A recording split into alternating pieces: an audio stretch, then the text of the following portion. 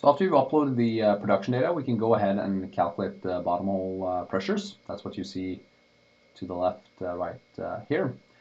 In this, we of course will need some different data in terms of well deviation surveys or well configuration, maybe some temperatures and artificial lifts. So if we go back to the onboarding page, we can download the relevant data right here, save it somewhere locally on our computer, and we simply just open it here on the screen.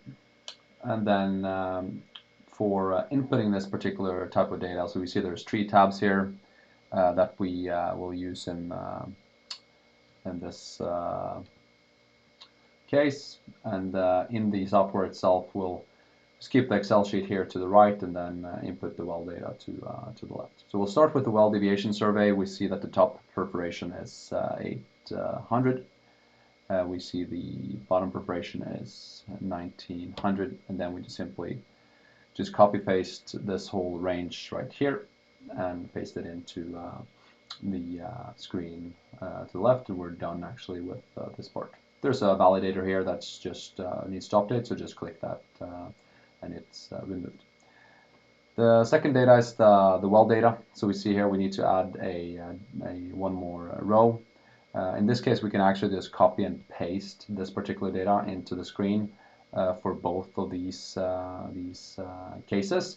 But if you needed in practice to access either a casing catalog or a tubing catalog, you can do that very easily by clicking this button right here.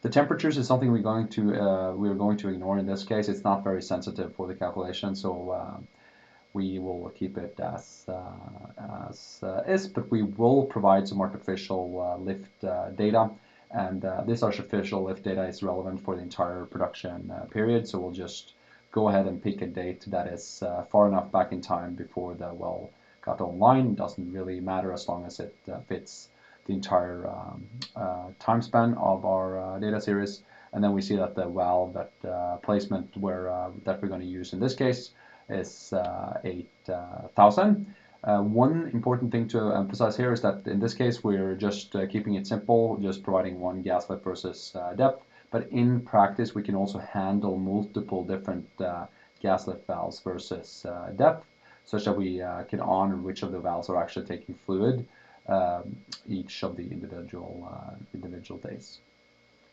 So with that, we are then done with inputting the relevant data. We then click save, and then the only last thing we need to do is to click calculate, and we should be off to the races.